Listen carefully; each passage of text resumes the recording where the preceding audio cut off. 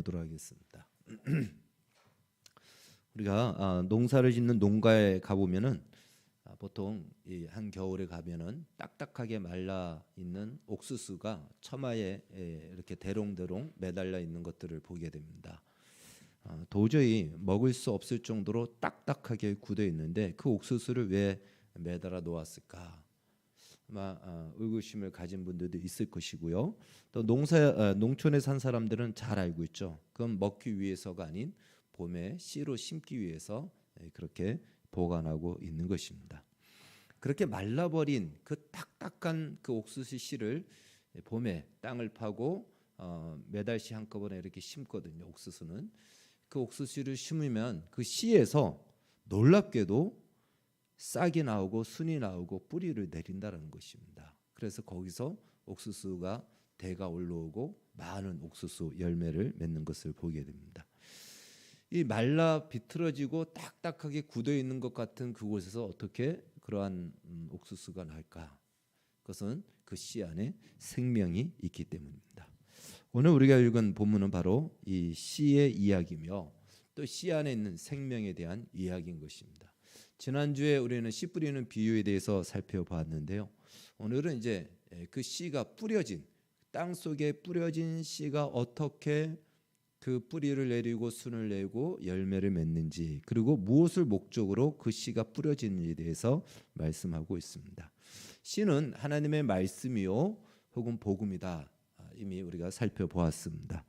그만 옥수수 씨에 대해서 말씀드렸듯이 이 씨에는 생명이 있다라는 것이죠. 그래서 하나님 말씀, 이 복음 안에도 역시 생명이 있는 것입니다.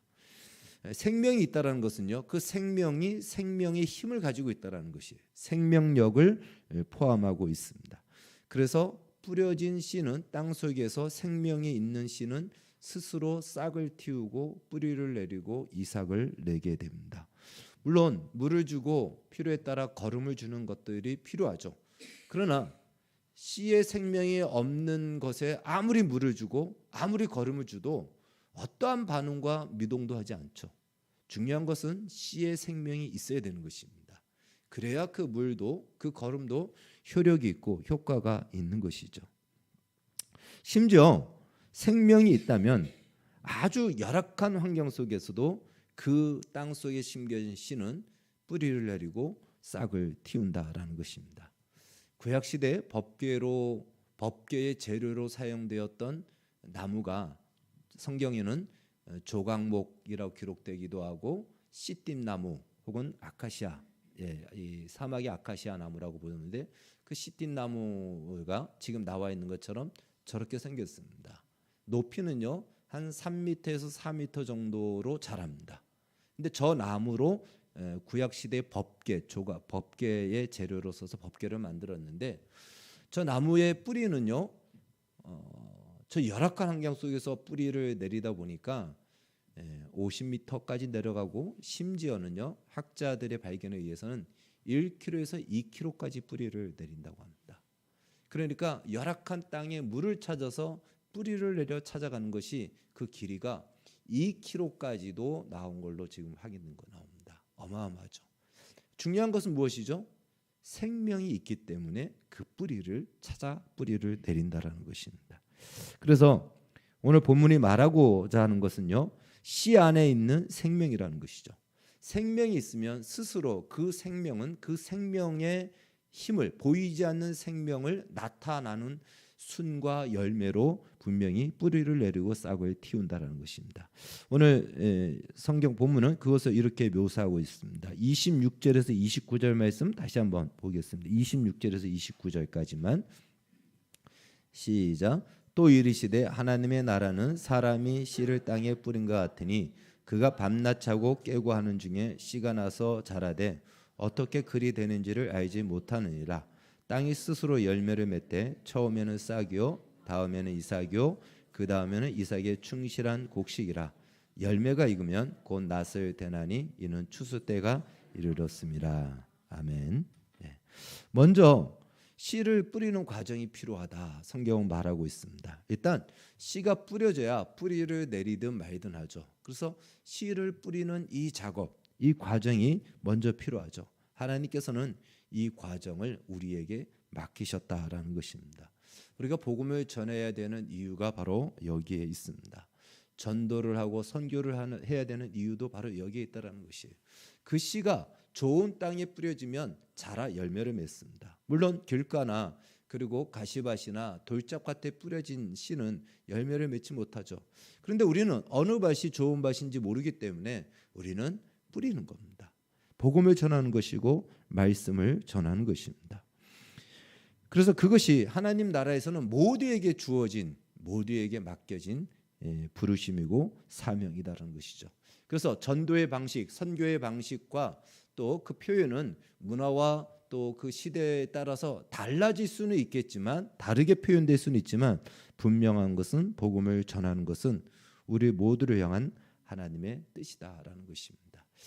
저는 우리 모두가 어떠한 모양이든지 나를 통하여 하나님의 나라가, 하나님의 말씀이 또 하나님의 복음이 나를 통하여 증거되고 전해지고 흘러가고 뿌려지기를, 우리 모두에게 그런 은혜가 있기를 주의 이름으로 축원합니다.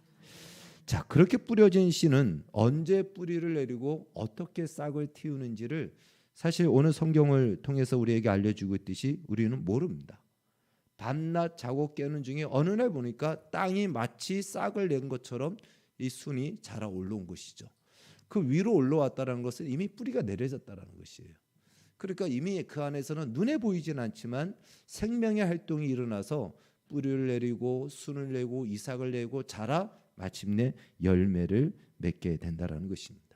물론 물을 주고 거름을 주는 작업도 필요할 것이죠. 고린도전서에서 사도 바울은 이렇게 얘기하죠. 물을 주기도 하고 어떤 사람은 거름을 주기도 했지만 자라게 하시는 분은 하나님이시다. 우리가 물을 주고 거름을 주지만 그것이 생명의 활동이 일어나서 자라게 하시는 그것은 하나님이 하시는 것이기 때문에 바로 그 생명은 하나님께 속한 생명이다라는 것입니다.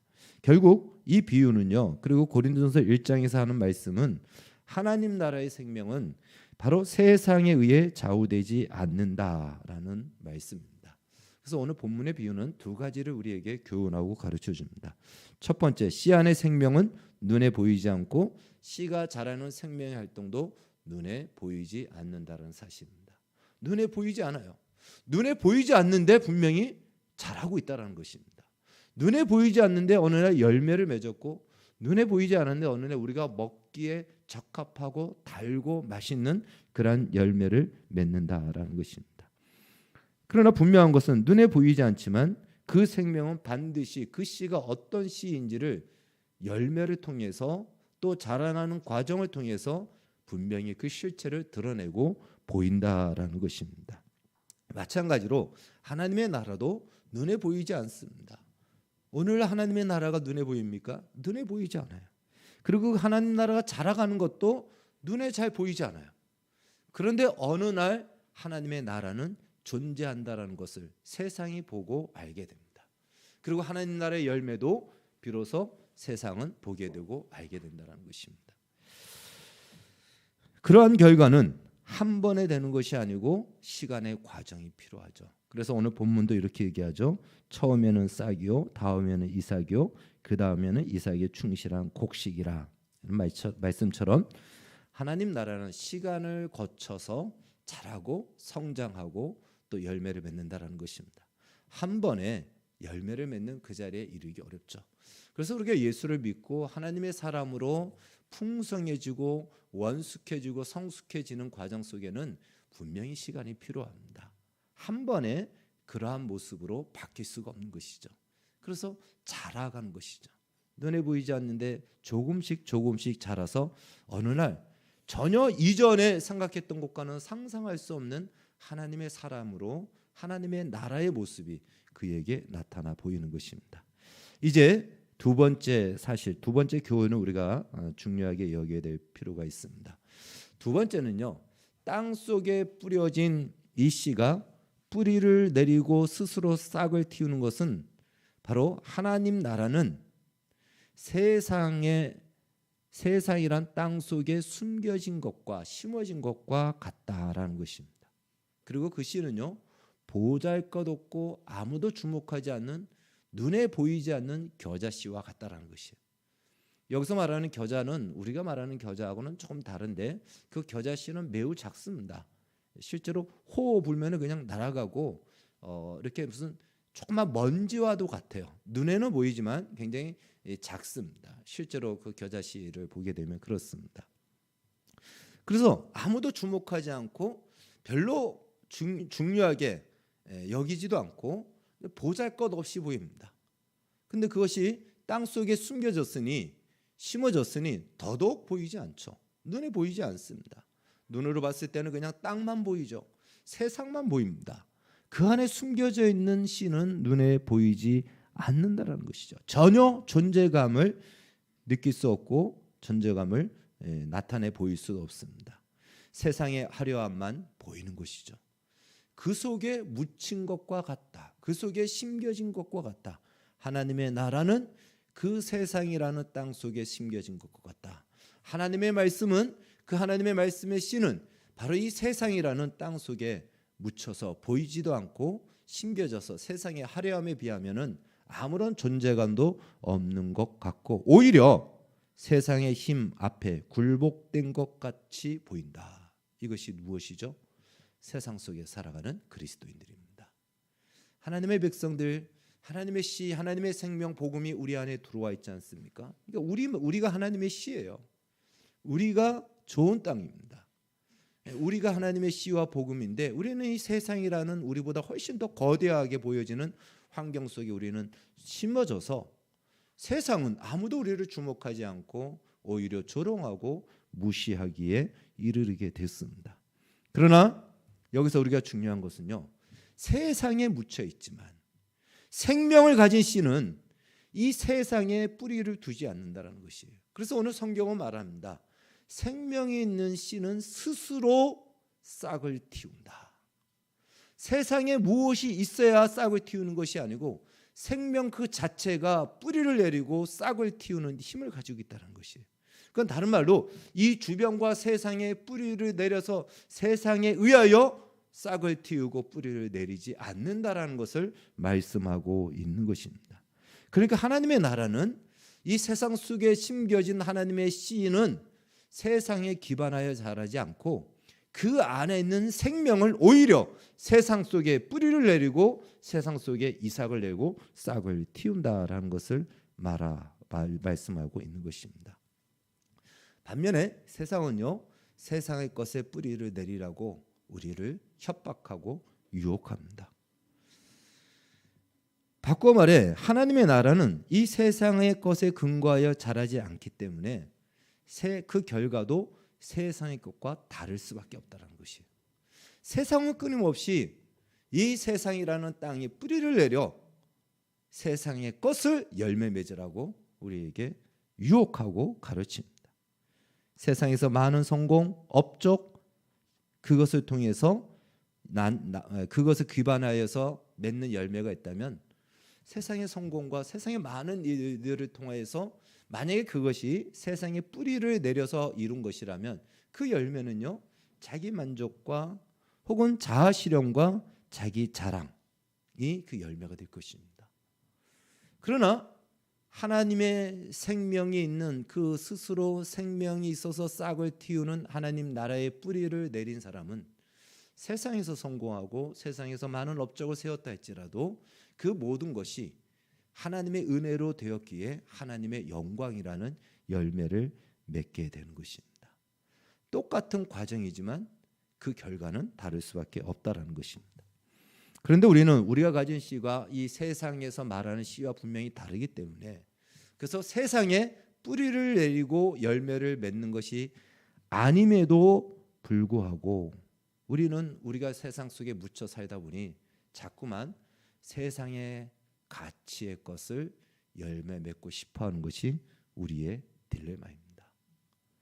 그리스도인들은 내가 아무리 원해도 우리는 우리 안에 있는 생명이 있어요. 우리는 그 생명의 뿌리와 그 생명의 싹만을 틔울 수가 있어요. 그런데 우리는 그 생명으로 나오는 싹이 아닌 세상에서 말하는 세상의 가치, 세상의 열매를 맺고 싶어하는 거예요. 그것을 목적으로 삼고 싶어합니다. 오늘 우리를 둘러싸고 있는 현실을 보십시오. 오늘 본문식으로 말하면 씨를 덮고 있는, 씨를 그냥 덮어버린 이 현실, 세상은 어떤 현실입니까? 그것은요, 바로 얼마나 많은 이 세상의 유혹들로 우리를 가득 차고 있습니까?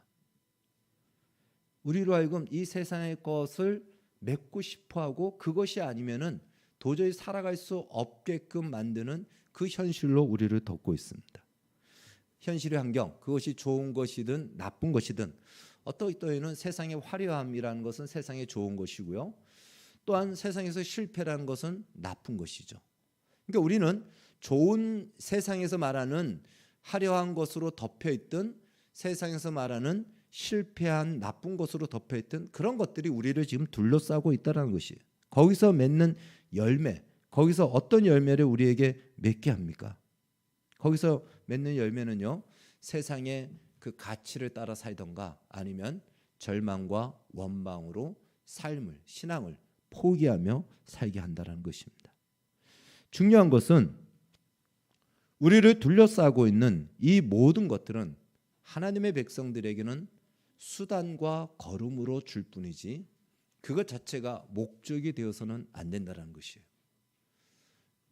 그런데 우리는 그것이 우리의 목적이 되기도 하고 우리의 열매로 우리는 삼고 싶어하는 우리의 욕구와 기대, 혹은 그러한 환경이 없기 때문에 내가 하나님의 영광이라는 열매를 맺지 못한다는 우리 나름대로의 합리적인 명분과 이유를 우리는 두고 있습니다.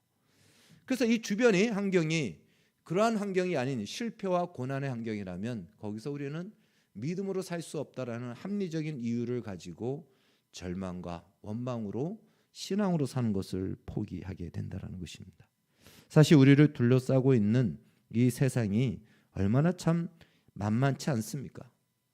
돈과 쾌락과 명예와 권력과 안정과 성공과 자아실현이라는 것으로 우리를 꽉 둘러싸고 있어요. 그러고는 세상은 이렇게 사는 거야 라고 우리에게 세뇌하듯이 이야기합니다.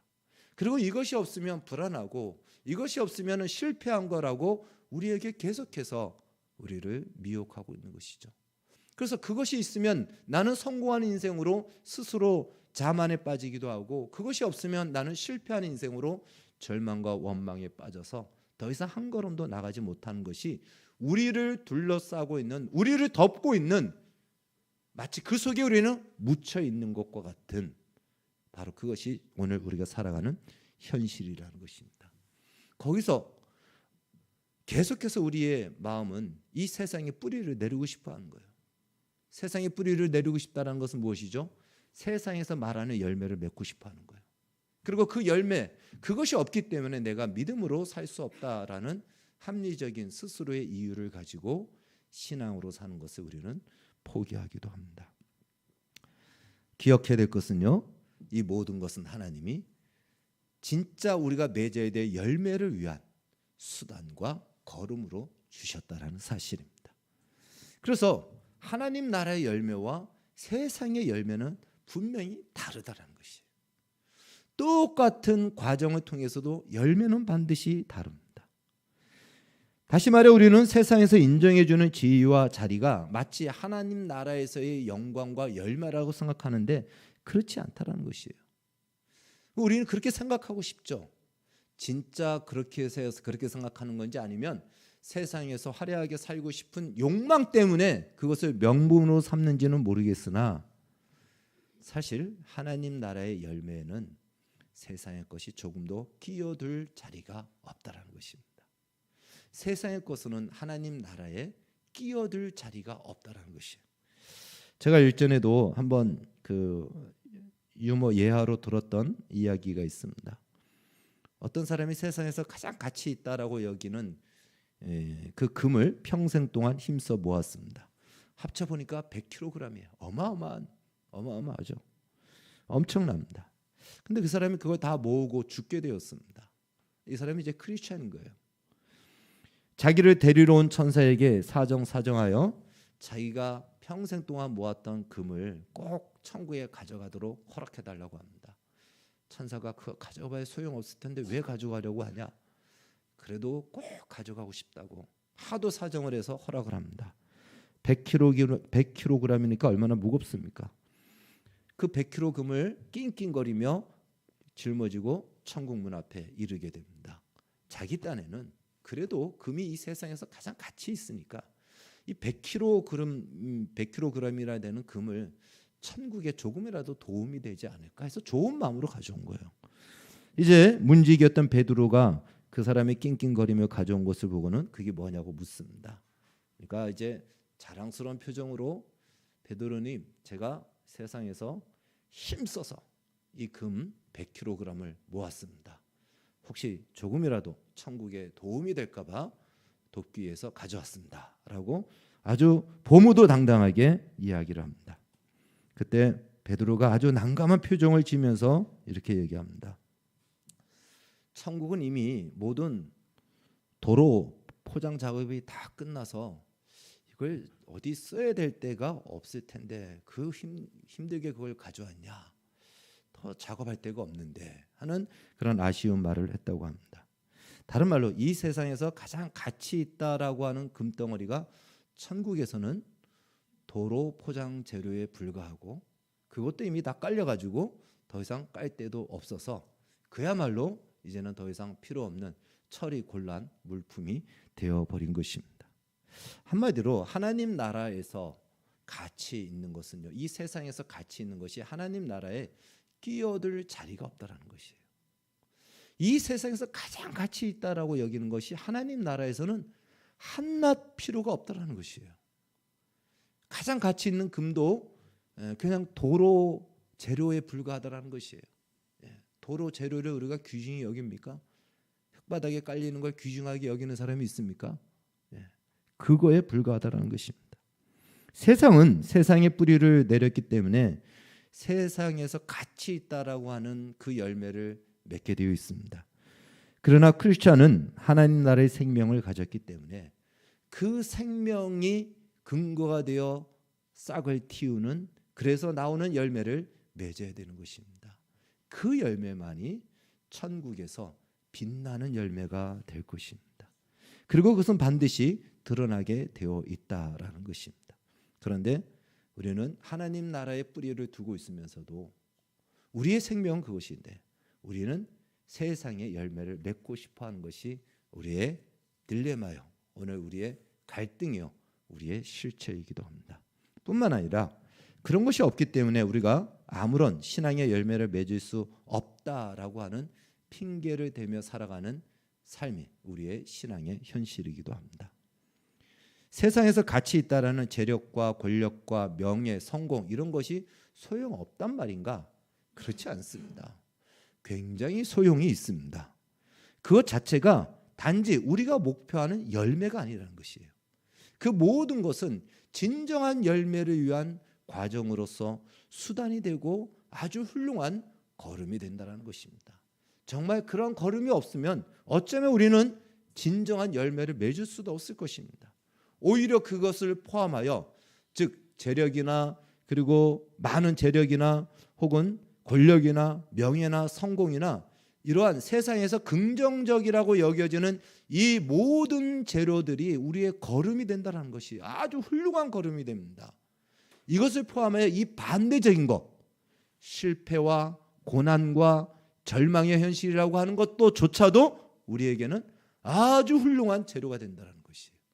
그러니까 우리가 살아가면서 이 땅에서 겪는 그 모든 우리를 둘러싸고 있는, 우리를 덮고 있는 땅, 우리를 덮고 있는 이 환경은 모두가 다 하나님 나라에서의 영원한 열매를 맺기 위한 아주 좋은 재료로서, 수단으로서, 걸음으로서 그 기능과 역할이 있다는 것입니다. 그런 의미에서 이것은 가치가 있는 것이에요. 그리고 하나님의 역사를 이루어가는 데 있어서 이 모든 것은 훌륭한 수단이 되기 때문에 가치가 있는 것입니다. 단지 그것은 우리가 목표할 수 있는 대상은 아니라는 것이에요. 우리가 맺어야 될 우리의 열매는, 우리 안에 있는 생명은 이런 것이 아니기 때문에 아무리 맺으려 해도 맺을 수가 없어요. 우리의 뿌리는 그것이 아니기 때문에 그 사실을 우리는 꼭 기억해야 됩니다. 대표적인 예로 우리가 요셉을 들 수가 있습니다. 요셉을 둘러싼 환경을 한번 보십시오. 우리가 신앙으로 살 수 없다는 핑계에 너무 적합한 환경이지 않습니까? 형들로부터 왕따를 당하고 형들로부터 팔림을 당하는 이 말할 수 없는 배신감과 절망의 현실입니다.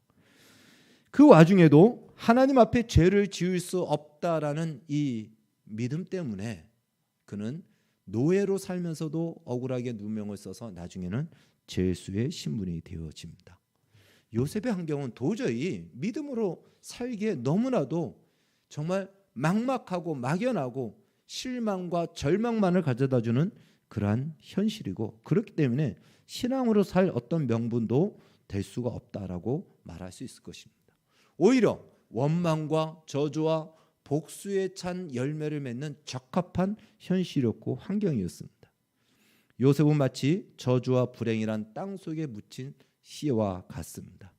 만약 요셉을 둘러싼 현실에 그가 뿌리를 내렸다면 그가 만들어내는 열매는 원한, 저주, 도끼 혹은 폭력 아니면 자살이었을 것입니다.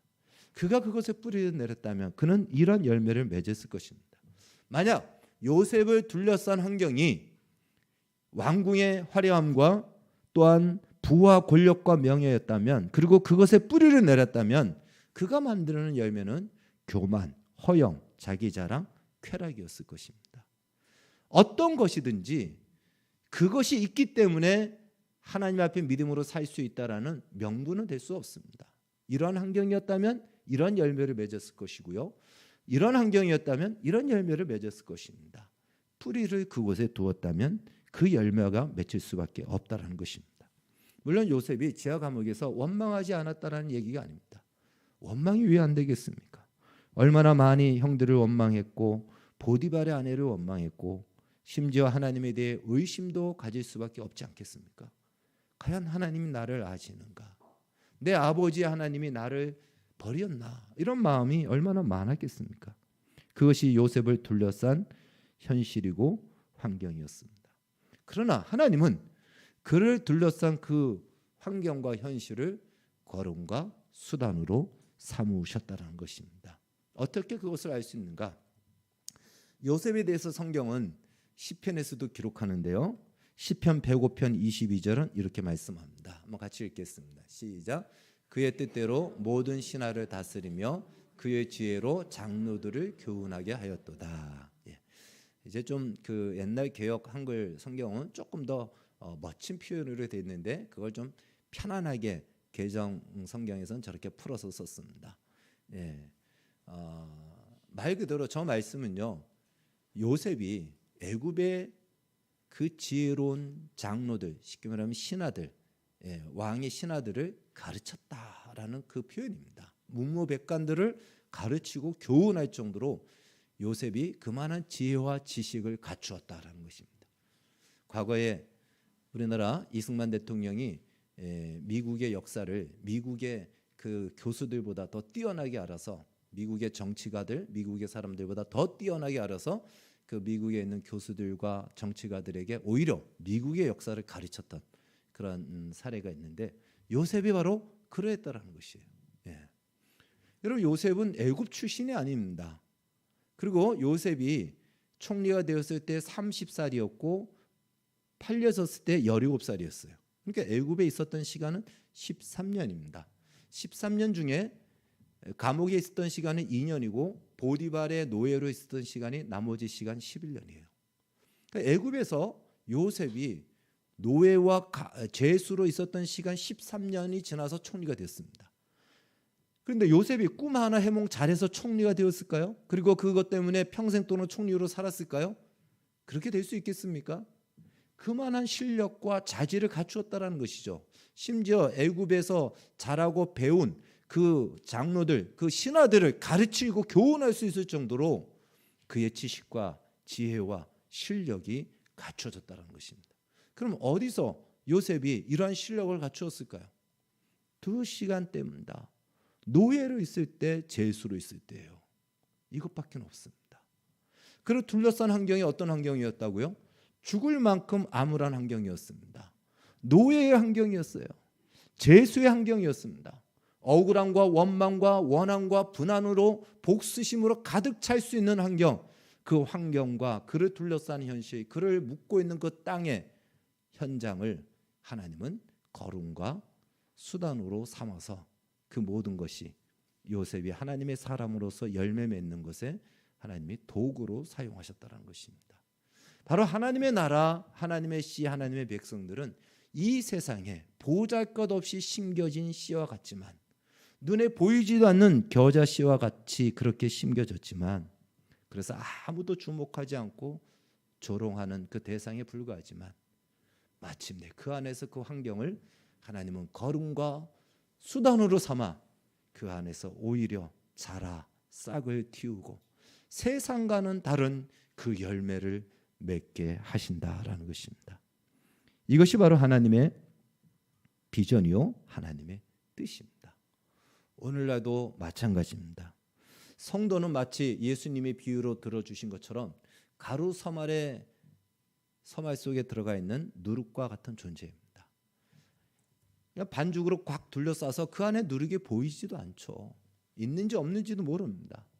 그러나 그 누룩은 생명을 가진 누룩이고, 그 누룩은 하나님의 생명을 가진 씨앗도 같고, 성도는 바로 그 반죽 속에 숨겨져 있는, 땅 속에 숨겨져 있는, 세상 속에 숨겨져 있는 그러한 씨와 누룩과도 같다는 것입니다. 그러나 그 씨가 생명을 가지고 있기에 그 생명이 싹을 틔우고 역사하면 그 누룩이 온 반죽을 부풀리며 모든 반죽을 영향력을 미치듯이 그 역사를 이루게 하시는 것이 하나님의 뜻이요, 하나님의 비전이라는 것입니다. 우리를 둘러싸고 있는 이 세상은 여전히 세상의 것을 가지고 우리를 판단하고 우리를 조롱하고 우리를 유혹합니다. 그리고 우리를 위협합니다. 이런 것이 없으면 어떻게 세상에서 살 수 있고 사람 가치로서, 사람으로서 살 수 있을까 할 정도로 많이 위협하죠. 우리를 유혹합니다. 그래서 우리도 그것이 있어야 되겠다, 그 세상의 화려한 것, 그것이 없으면 아무것도 안 된다라는 그것 때문에, 그것은 사실이죠. 그런데 문제는 그것이 우리의 목표가 되고 비전이 되어버린다는 것이에요. 수단으로서, 과정으로서가 아니, 그것이 없으면 아무것도 우리가 움직이지 않고 믿음으로 살 것을 포기해버리는, 그리고 오직 그것이 있어야지 그 다음에 믿음으로 살겠다라고 하는 우리의 마음, 그런 마음을 가지게 만들어요, 이 세상이. 당연히 그런 것들이 우리의 현실적으로 필요하겠지만, 그러나 그것이 하나님 나라의 열매는 아니라는 것입니다. 그 필요성을 제가 부정하는 것이 아닙니다. 그러나 그 필요성은 하나님 나라를 위해서 사용될 수단과 걸음으로서 필요한 것입니다. 우리는 어떻게 그러한 현실 속에서 세상이 인정해 주지도 않는, 알아주지도 않는 이 현실 속에서 믿음으로 살까? 내가 믿음으로 살아봐야 무슨 소용이 있나? 이런 마음을 가질 때가 있습니다. 그러나 하나님께서는 오히려 이런 환경과 현실 속에서 우리의 생명이 싹을 틔우기를 원하고, 하나님이 주신 생명이 뿌리를 내리기를 원하며, 하나님이 주신 생명이 겉으로 드러나기를 원합니다. 그래서 내가 가진 생명, 내가 가진 씨가 무엇인지 그 실체가 나타나기를 원하는 거예요. 드러나 보이기를 원하는 겁니다. 그 활동은 보이지 않지만 나타난 모습을 통해서 내가 가진 씨를 세상 속에 존재하고 나타내고 증명하기를 원합니다. 물론 우리는 세상이 인정해 주는 것을 나타내야 세상이 우리를 주목한다라고 생각합니다. 그럴 수 있을 것입니다. 그러나 그것은요, 두 번째 문제죠. 우리를 기대하고 우리를 바라보는 분은 오직 우리를 심으신 하나님입니다. 여러분, 씨를 밭에 뿌린 사람이 누가 그 씨가 싹이 날 것을 기대하고 바라고 있습니까? 뿌린 사람만이 보고 있어요. 그것이 나고 난 뒤에는 지나가는 사람도 볼 것입니다. 그러나 아무도 그들은 기대하지 않습니다. 뿌린 사람만이 언제 날까 주목하여 보고 있다는 것이에요. 우리는 화려하게 나타나야 세상이 나를 볼 것이다, 하나님 앞에 그때 영광이 될 것이다 생각하는데 그렇지 않다는 거예요. 누가 먼저 기대하고 있다고요? 이 세상 속에 심어 놓으신, 뿌리신 하나님이 우리를 기대하고 주목하고 있습니다. 그러니까 하나님 보시기에 먼저 우리가 보여줘야 될 필요가 있다는 것이죠.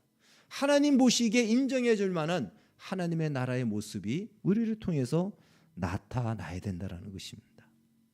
그것을 위해서 하나님은 우리에게 어떤 경우에는 재력과 성공이라는 현실을 우리 주변으로 둘러싸게 할 수도 있고요. 또 어떤 경우에는 고난과 실패라는 현실로 우리를 둘러싸게 하십니다. 그러나 기억해야 될 것은 그 모든 것은 다 걸음과 수단이라는 것입니다. 고난의 현실 속에서는 어떠한 열매를, 어떠한 싹을 틔우기를 하나님이 기대하실까요?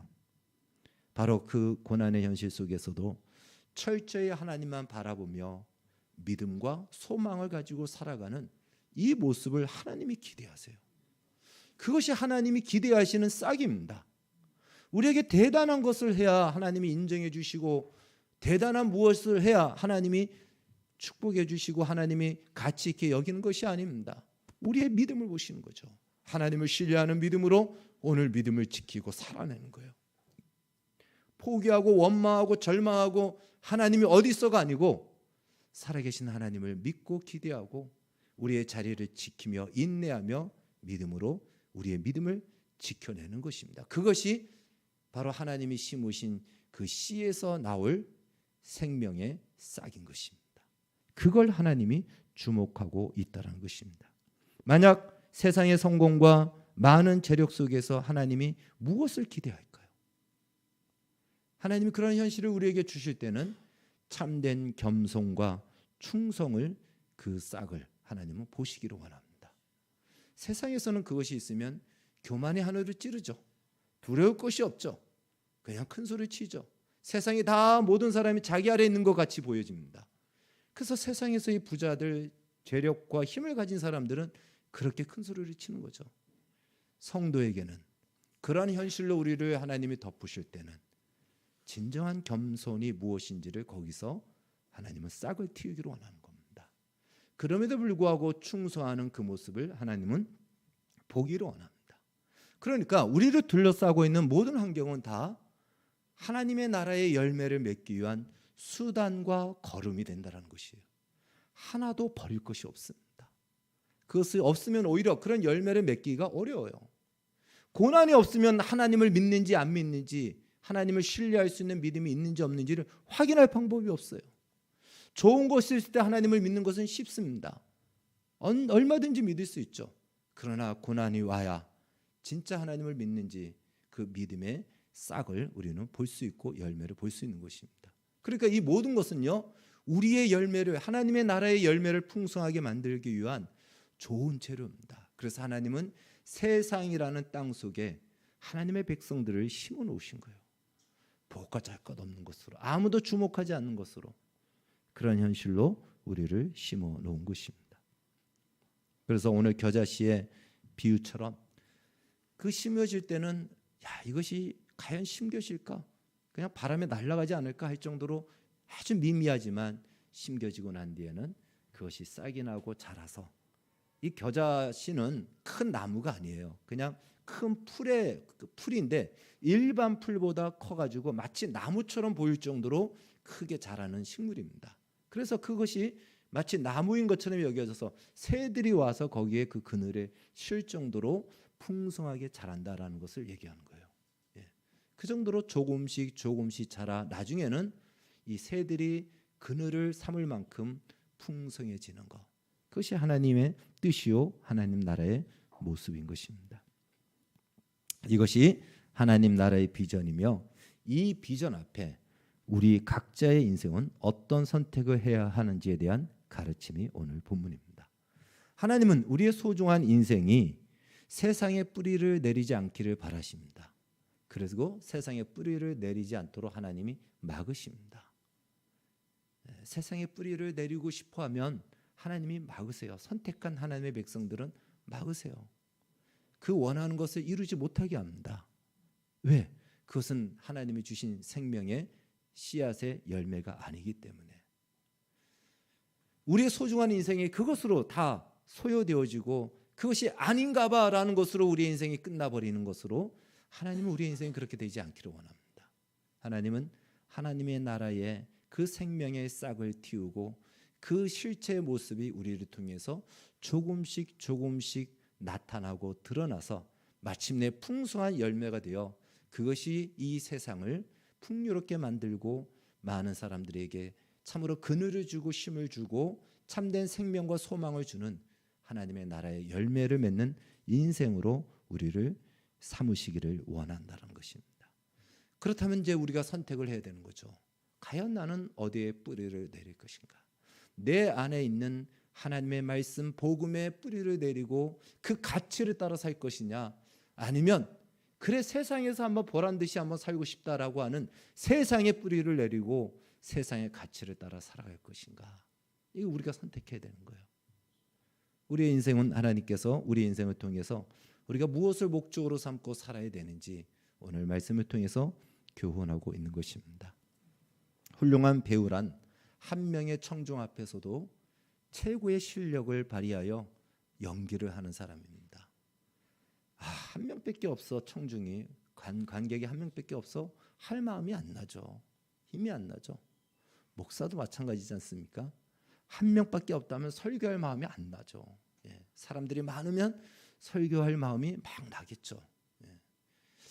제가 설교를 이 정도밖에 못하는 것은 아마 더 많지 않아서 그런 건지 모르겠습니다. 그렇지 않습니다. 저는 1명, 10명 상관없이 설교 하나에 그냥 생명을 걸고 합니다. 진리를 어떻게 하든 이 말씀의 진리를 바로 드러낼 것인가, 이거는 대상과 상관없이 하나님 앞에 맡은 사명입니다. 배우가 그렇다라는 것이죠. 한 명의 청중 앞에서도 혼신의 연기를 하는 사람이 진짜 배우이듯이 세상은 아무도 주목하지 않는 우리의 인생이라 할지라도 한 분의 청중이 있습니다. 바로 이 세상에 씨를 심은 하나님이 우리의 청중입니다. 그분은 여전히 그 객석에서 우리를 주목하고 계십니다. 우리가 언제 그 싹이 나올 것인가 기대하고 그것을 위해서 물을 주고 걸음을 주십니다. 계속하여 오늘도 밤낮 자고 깨는 중에 날 텐데 오늘 싹이 났는가? 오늘 얼만큼 자랐는가? 언제 열매를 맺을 것인가? 열매를 맺으면 세상은 주목할 것입니다. 그러나 그 전에 아무도 주목하지 않지만 오직 하나님 한 분만이 우리의 청중이 되어 우리의 인생을 기대하시고 주목하고 계신다는 사실을 기억하십시오. 그래서 그 한 분의 청중 앞에서도, 한 명의 청중 앞에서도 혼신의 연기를 하듯이 우리를 지켜봐 주시는 하나님 한 분의 청중 앞에 우리가 믿음으로 사는 이 모습, 이것이야말로 우리의 인생을 가장 잘 사는 것이고 성공적으로 사는 것이고 하나님이 원하는 비전과 뜻을 따라 사는 것입니다.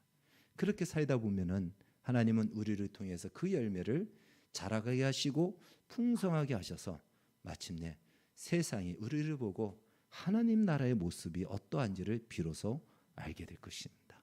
오늘 바로 땅속에 심겨진 바로 그 씨, 그냥 잘 보이지 않아요. 자고 나면, 밤낮 자고 나면 어느새 자라듯이 우리가 이곳에 뿌리를 내리고 이 생명의 씨를, 이 생명이 싹을 내기를 기대하고 우리의 인생을 그렇게 내어줄 때 그렇게 하나님의 나라는 우리를 통해서 자라날 것입니다. 이 귀한 하나님의 부르심과 인생 앞에 우리의 인생이 사용되어지고 기꺼이 그것을 향하여 우리의 삶의 목적을 삼고 살아가기를 주의 이름으로 축원합니다. 기도하겠습니다. 하나님 아버지 감사합니다. 우리가 심겨진 우리의 이 세상의 현실은 너무나도 두렵기도 하고 막막하기도 하고 또 우리의 마음을 시험 들기도 합니다. 그러나 하나님, 우리 안에 심겨진 이 생명이 있음을 기억하여 세상에 뿌리를 내리지 않고 이 생명의 뿌리를 내려 생명이 스스로 싹을 틔우는 이 일에 우리의 인생을 들여 우리를 통해 주의 나라가 이 땅에 어떠한지 그 실체가 증거되게 하여 주시옵소서. 지금도 우리를 주목하여 기대하시고 바라보시는 하나님을 바라보며 오늘 하루 믿음으로 살게 하여 주시옵소서. 예수님의 이름으로 기도하옵나이다.